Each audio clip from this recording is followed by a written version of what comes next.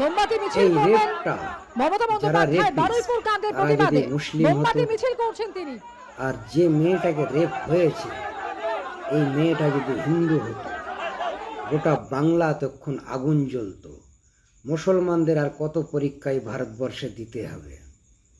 বিলকিস বানু এক মুসলিম নারী ছিল, তাকে রেপ করলো। তামান্না এক মুসলিম নারী ছিল, তাকে রেপ করলো।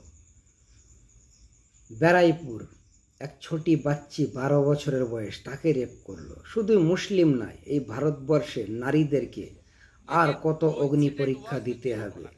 সময়ে সময়ে রেপ হতেই থাকে, আর কোর্টে খালি কেস মোকদ্দমা, তারিখ পর তারিখ।